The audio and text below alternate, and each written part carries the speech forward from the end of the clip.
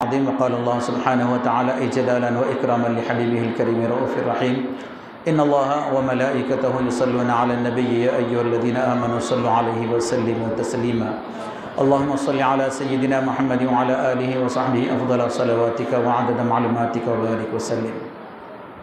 معزز حاضرین و سامعین اکرام، اب تک آپ امام و خطیب مسجد ہادہ سے اور نگران جلسہ سے تفصیل ذکر سماعت فرما رہے تھے کچھ اصلاحات کے متعلق، اور مختصر سا تذکرہ حصول سعادت اور برکت کے لیے ذکر کر کے اپنی گفتگو کو سمیٹ لوں، کیونکہ آج کا جو عنوان ہے وہ اہم حضرت شیخ الاسلام عارف باللہ حافظ محمد انوار اللہ فاروقی فضیلت جنگ مصلح دکن خان بہادر بانی جامعہ علیہ رحمت الرضوان کی عرس مبارک 108 سالہ ہے، اس کے متعلقات میں آپ کے عرس کے ضمن میں یہ جلسے کا انعقاد بھی ہے اور ساتھ میں گلپوشی کا بھی سلسلہ تھا۔ تو حضرت محترم حضرت کی شخصیت کون ہے اور کیا ہے، مختصراً انتہائی اجمالاً ذکر کرنے کی سعادت حاصل کروں،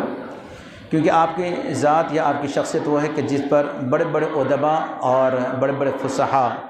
اور ماہرین فن اپنے قلم کو اٹھائے اور اپنے زبانوں سے انہوں نے آپ کی شان اور آپ کے والیہانہ جو جذبہ تھا اسلام کے خاطر اس کو تفصیلاً ذکر کیا۔ وقت اپنے اندر اتنی گنجائش نہیں رکھتا کہ ان تمام کا احاطہ کریں، لیکن انتہائی اختصار کے ساتھ کچھ باتیں ذکر کر دیتا ہوں، کیونکہ حاضر محترم اللہ سبحانہ وتعالیٰ کا ایک نظام ہے کہ جب بارش برسانا ہوتا ہے تو پہلے موسم کو سازگار کر دیتا ہے، ہوائیں چلنا شروع ہوتی ہیں، رحمت، کیونکہ بارش اللہ کی رحمت ہے، نزول رحمت سے پہلے اللہ تعالیٰ موسم کو تبدیل کرتا ہے اور حالات بتاتے ہیں کہ اب رب کی رحمت کا نزول ہونے والا ہے۔ بالکل اسی طرح حضرت کی جو ذات ہے، جو آپ کی شخصیت ہے، ولادت سے پہلے آپ کی ولادت کی خوشخبری آپ کو دی گئی تھی۔ آپ کی والد محترمہ جو ایک عرصے سے اولاد کی تمنا تھی لیکن کوئی اولاد نہیں ہوئی، تو آپ نے اپنے وقت کے ایک مجذوب بزرگ کے پاس کچھ پھل پھلار بطور تحفہ بھیجے اور ان سے اولاد کی دعا کی درخواست کی۔ انہوں نے ان کے پھلوں کو قبول بھی کیا اور ایک خوشخبری دی اور فرمایا کہ آپ کو ایک اولاد ہوگی جو حافظ قرآن ہوگی اور محافظ علوم فرقان ہوگی، یعنی وہ لڑکا ہوگا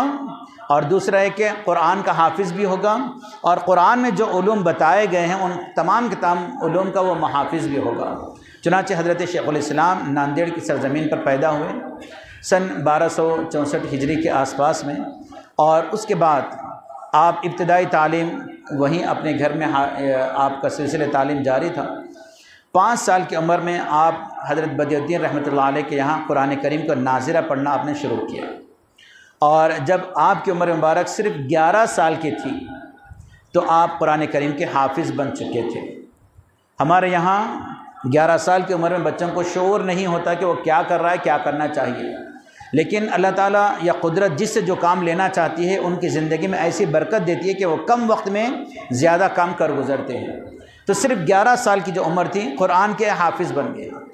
اس کے بعد جب آپ اپنے والد کے ساتھ جب حیدرآباد دکن کی طرف ناندیڑ سے ادھر آپ کے والد کے ساتھ آ گئے تھے، اس وقت میں آپ کی جو عمر تھی انتہائی قلیل تھی، 17 سال، اور بعض نے 27 سال بھی ذکر کیا، بعض 23 سال بھی ذکر کیے۔ تو اس وقت آپ یہاں پر آ گئے۔ اس کے بعد آپ کا عقد نکاح ہوا۔ نکاح کے بعد ازدواجی جو تعلقات ہوتے ہیں، یعنی گھر کی جار کی جو ذمہ داری ہوتی ہے، انسان پر بڑی سخت ترین ذمہ داری ہوتی ہے، خود کا گھر کا محافظ کرنا، گھر کے خاندان کے گھر والوں کے دیکھ رکھ کا انتظام کرنا۔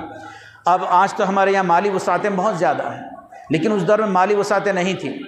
ابھی شادی ہوئی تھی، اس کے کچھ وقت کے بعد آپ کو سرکاری ملازمت سے آپ ہمکنار ہوئے، اور اس کے بعد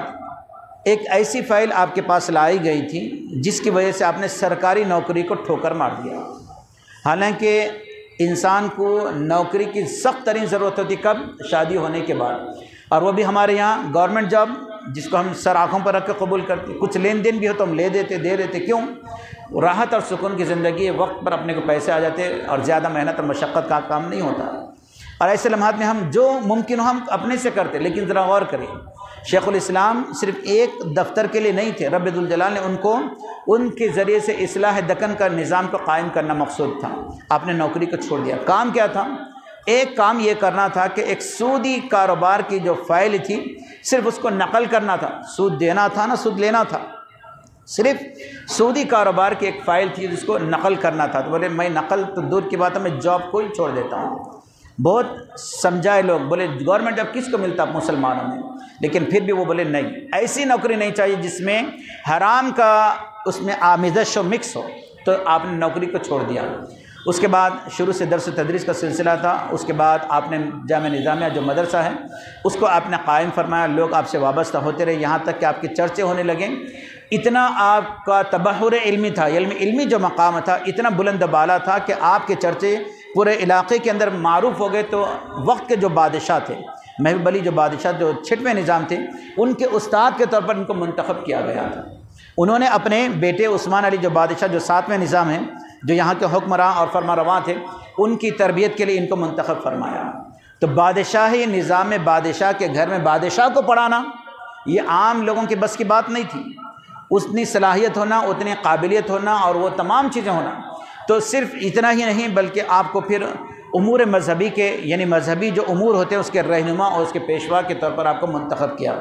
تو آپ نے صرف دکن کے حد تک نہیں بلکہ بادشاہی فرامین کے ذریعے سے اسلامی احکامات کو اس طرح نافذ العمل فرمایا کہ اس دور میں جتنے خرابیاں تھیں، جتنی برائیاں تھیں اور جتنے خرافات تھے، وہ ایک ایک کر کے اس کا سد باب کیا، یعنی اس کو بند کرتے چلے گئے۔ ناپ تول میں کمی ہوتی تھی، آپ نے باٹ جو ترازو ہوتے ہیں اس کا نظام قائم کیا۔ بازار میں لٹیرے ہوا کرتے تھے، بادشاہ کے نام پہ لوٹ مار چلتی تھی، تو اس کو آپ نے بند کروایا۔ یہی نہیں، نظام قضات، یہ ایک ایسا نظام قضات، ہمارے جہاں عقد و نکاح جو ہوتے ہیں، یہ اتنا بہترین نظام آپ نے قائم فرمایا دکن کی سرزمین پر، جب پورے ہندوستان میں کہیں نہیں۔ اس طرح کا جو نظام ہے، جو نظم ہے، یہ کہیں اور نہیں ملتا آپ کو، بلکہ ہندوستان نہیں، کہیں اور بھی چلے جائیں ہندوستان کے باہر تو اس طرح کا نظم نہیں ہے جو ہمارے دکن کے علاقے میں۔ اس کو قائم کرنے والے آپ ہی تھے۔ وجہ کیا تھی؟ نکاح تو ہو جاتا زبانی پر، اس کے بعد جب انسان کا انتقال ہو جائے تو مہر کی تکرار، کون ہے کیا ہے کتنے نہیں معلوم، پھر اس کے بعد کسی اور سے نکاح کا مرحلہ ہو تو ایسے لمحات میں پریشانیاں کہ کون تھا نکاح میں نہیں معلوم، کون کس کے ساتھ ہوا تھا نہیں معلوم۔ یہ تمام مسائل کو آپ نے اس طرح اس کا سد باب کیا یعنی بند کر دیا کہ آج اس کی تاریخ میں مثال ملتی ہے۔